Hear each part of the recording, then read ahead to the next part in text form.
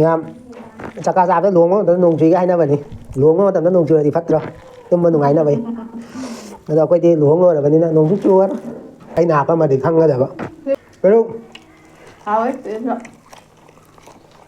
ꯉꯁꯤꯗꯤ ꯂꯣꯇꯥꯁꯦ ꯂꯣꯏ ꯆꯥꯊꯣꯛꯀꯦ ꯑꯗꯣ ꯃꯌꯥꯝ ꯃꯨꯛꯕꯥꯡ ꯇꯧꯕꯁꯦ ꯑꯍꯥꯎ ꯑꯍꯥꯎꯕ ꯆꯥ ꯐꯪꯉꯦ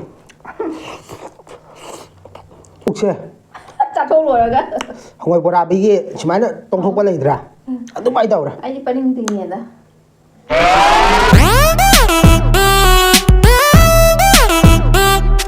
ꯍꯥꯏ ꯃꯌꯥꯝ ꯃꯌꯥꯝꯒꯤꯗꯃꯛꯇ ꯉꯁꯤ ꯑꯅꯧꯕ ꯃꯨꯛꯕꯥꯡ ꯑꯃ ꯄꯨꯊꯣꯛ ꯂꯥꯛꯑꯦ ꯉꯁꯤꯒꯤ ꯃꯨꯛꯕꯥꯡꯁꯤꯗꯤ ꯀꯩꯅꯣꯅꯤ ꯈ꯭ꯋꯥꯏꯗꯒꯤ ꯑꯍꯥꯟꯕꯗ ꯁꯤ ꯂꯣꯇꯥ ꯏꯔꯣꯝꯕ ꯂꯩꯔꯦ ꯃꯌꯥꯝꯅ ꯂꯣꯇꯥ ꯏꯔꯣꯝꯕ ꯈꯪꯗꯦ ꯍꯥꯏꯕꯗꯣ ꯑꯩ ꯚꯤꯗꯤꯑꯣꯗ ꯍꯥꯞꯆꯔꯛꯀꯦ ꯃꯌꯥꯝ ꯌꯦꯡꯕꯤꯔꯣ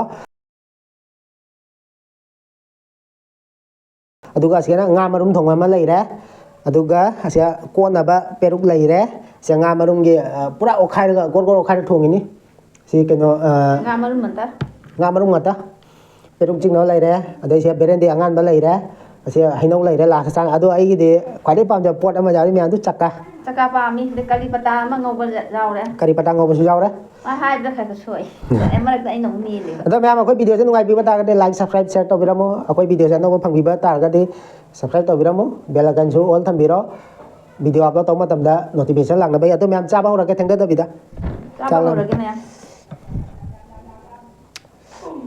ꯑꯩꯗꯤ ꯆꯛꯀꯥꯁꯦ ꯍꯥꯟꯅ ꯆꯥꯒꯦ ꯂꯣꯇꯥꯁꯦ ꯍꯥꯟꯅ ꯆꯥꯔꯒꯦ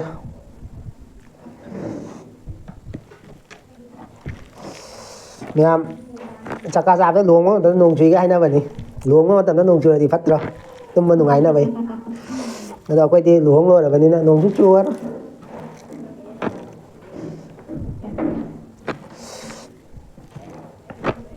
ꯃꯌꯥꯝ ꯍꯨꯞꯄ ꯍꯧꯔꯒꯦ em cũng to đó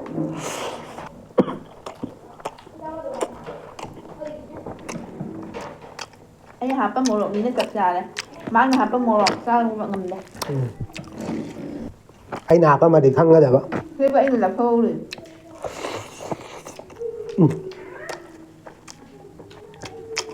ꯀꯔꯤ ꯑꯉꯧꯕ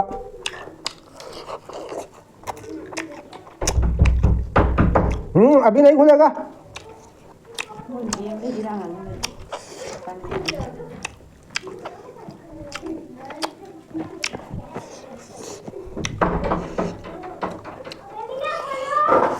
ꯀꯩꯗꯧ ꯑꯩꯈꯣꯏ ꯚꯤꯗꯤꯑꯣ ꯅꯝꯕ ꯌꯥꯔ ꯃꯤꯁꯦ ꯌꯦꯡꯒꯗꯩ ꯈꯪꯕ꯭ꯔꯥ ꯊꯣꯡꯉꯥꯡꯗꯣ ꯍꯥꯏꯅ rồi cô cũng dễ ra nè thì nó ti nghĩ đang hàng vẫn đầu cái riêng cái hôm nay thì lấy cái chắc cái hoàng ngang này hào ấy nó ta cái hào ấy ꯉꯥ ꯃꯔꯨꯝ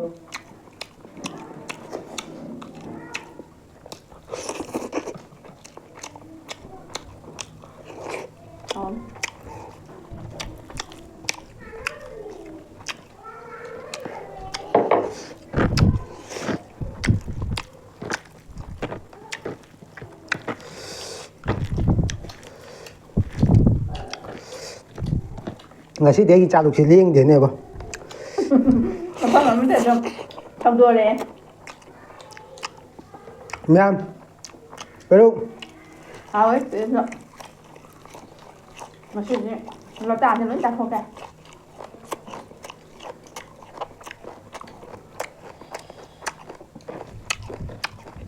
ꯁꯟꯅ ꯁꯖꯤꯛ ꯈꯥꯏꯕ ꯑꯗꯨꯃꯥꯏꯅ ꯇꯧ ꯌꯣꯠꯁꯟꯒꯦ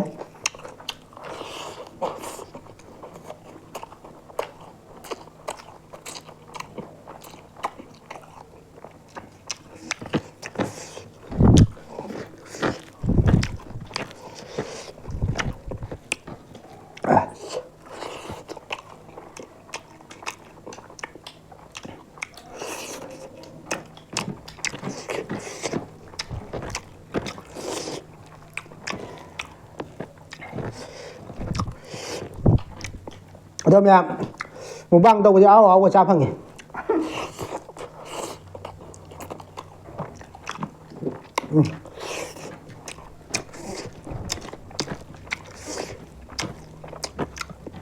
ꯌꯨꯇꯨꯕꯇ ꯄꯩꯁꯥ ꯐꯪꯕ ꯐꯪꯗꯕ ꯍꯛꯆꯥꯡꯒꯤ ꯀꯥꯟꯅꯍꯧꯅꯤ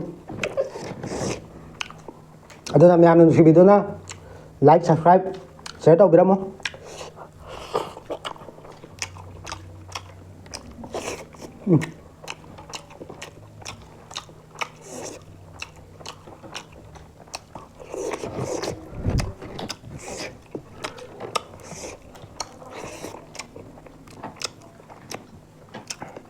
Sự mà đúng ngặt đây đó.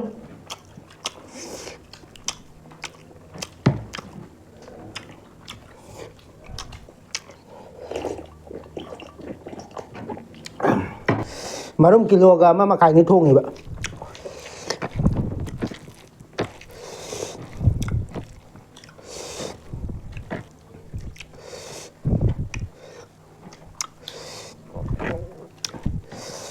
Mềm.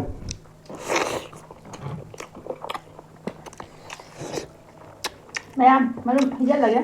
Bé đi ăn bậy.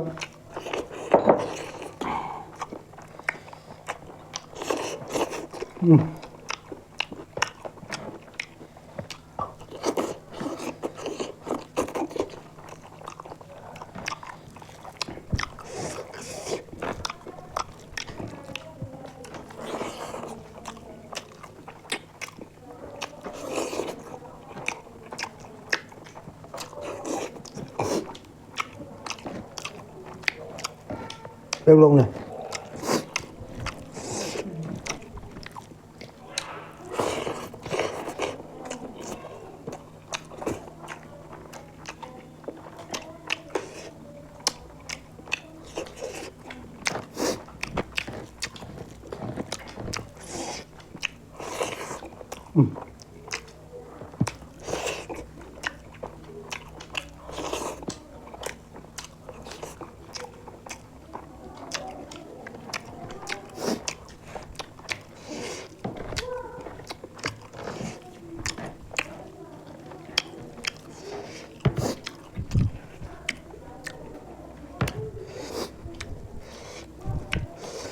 Mềm.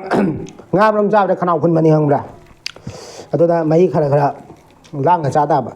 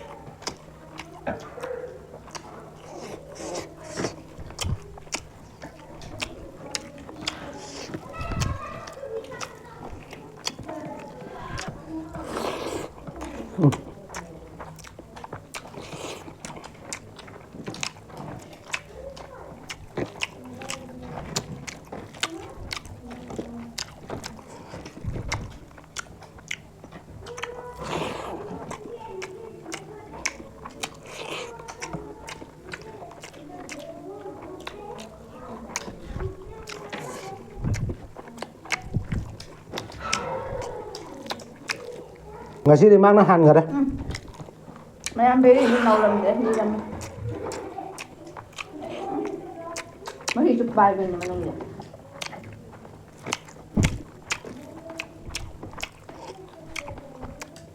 Ai đi nào có đi vào kháng được nha đúng chả sáng ngada. Ra đi.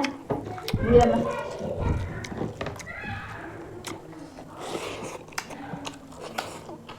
Hả? Mày ăn ấy cúc thằng lật nấu ăn thằng lên.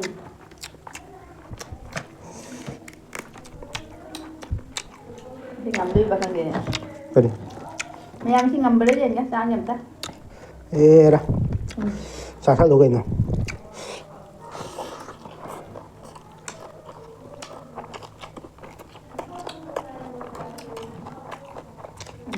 Anh bị ăn chả lắm này thì sao đó?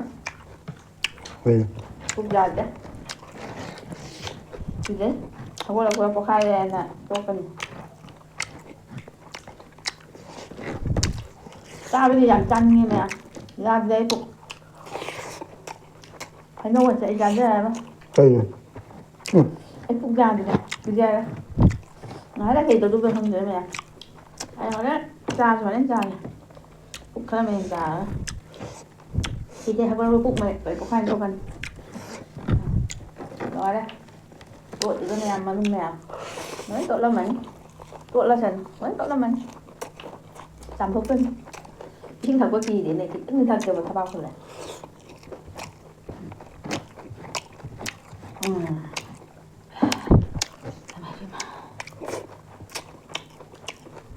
ꯑꯩꯅ ꯊꯣꯡꯕꯕꯨꯗꯤ ꯑꯣꯏꯅꯝꯗꯦꯕ ꯃꯌꯥꯝ ꯐꯥꯒꯤ ꯅꯠꯇꯦ ꯍꯥꯎꯋꯦ ꯀꯤꯖꯩꯌꯦꯕ ꯆꯥꯕ ꯅꯝꯐꯨꯗ ꯄꯨꯛ ꯊꯜꯂꯒꯅꯦ ꯅꯝꯐꯨꯗ ꯆꯥꯕꯗꯤ ꯀꯤꯗ꯭ꯔꯣ ꯆꯥꯕꯗ ꯑꯩ ꯍꯣꯔꯦꯟ ꯀꯣꯟꯅ ꯆꯥꯖꯒꯦ ꯐꯖꯅ ꯆꯥꯔꯦꯕ ꯃꯌꯥꯝ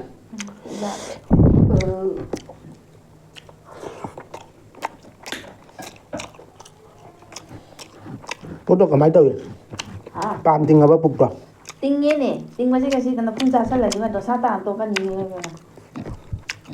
ꯗꯣꯁꯥ ꯇꯥꯗꯅꯀꯣ ꯃꯨꯛꯕꯥꯡ ꯇꯧꯕ ꯍꯥꯏꯕꯨ ꯑꯗꯨ ꯌꯦꯡꯅ ꯆꯥꯎ ꯑꯩꯗꯤ ꯄꯔꯤꯡ ꯇꯤꯡꯉꯦ ꯄꯨꯛꯁꯦ ꯍꯥꯎꯋꯤ ꯆꯥꯅꯤꯡꯉꯤ ꯆꯤꯟꯗꯗꯤ ꯌꯥꯝ ꯆꯥꯅꯤꯡꯉꯤ ꯄꯨꯛꯇ ꯌꯥꯗꯦ ꯁꯤ ꯃꯇꯨꯡꯁꯦ ꯍꯩꯅꯧꯁꯦ ꯊꯝꯗꯣꯏꯅꯤ ꯆꯥꯗꯣꯏꯅꯤ ꯍꯣꯔꯦꯟ ꯄꯨꯛ ꯃꯌꯦꯡ ꯇꯥꯍꯜꯂꯒ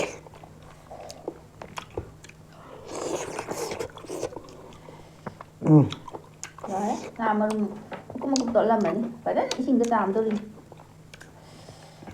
ꯊꯣꯛꯄꯅꯤꯅ ꯌꯥꯝ ꯑꯁ ꯃꯌꯥꯝ ꯄꯨꯛꯁꯦ ꯅꯪ ꯀꯩꯗꯧꯔꯦ ꯀꯩꯝ ꯇꯧꯗ꯭ꯔꯥ ꯄꯨꯛꯁꯦ ꯆꯥꯊꯣꯛ ꯂꯣꯏꯔꯒ ꯍꯋꯥꯏ ꯕꯣꯔꯥꯕꯤꯒꯤ ꯁꯨꯃꯥꯏꯅ ꯇꯣꯡꯊꯣꯛꯄ ꯂꯩꯗ꯭ꯔꯥ ꯑꯗꯨꯃꯥꯏꯅ ꯇꯧꯔꯦ ꯑꯩꯗꯤ ꯄꯔꯤꯡ ꯇꯤꯡꯉꯦꯗ ꯄꯨꯛꯁꯨ ꯂꯣꯏ ꯂꯤꯡꯁꯜꯂꯦ ꯀꯃꯥꯏꯅ ꯇꯧꯗꯣꯏꯕ ꯑꯗꯨꯅꯤ ꯃꯌꯥꯝ ꯆꯥꯕꯁꯨ ꯂꯣꯏꯔꯦ ꯂꯣꯏꯔꯕꯅꯤꯅ ꯌꯥꯝ ꯉꯥꯡꯉꯒ ꯀꯥꯟꯅꯗ꯭ꯔꯦ ꯀꯥꯟꯅꯗ꯭ꯔꯦ ꯑꯩꯈꯣꯏꯁꯨ ꯍꯧꯒꯠꯅꯤꯡꯉꯦ ꯍꯧꯒꯠꯅꯤꯡꯉꯦ ꯑꯗꯣ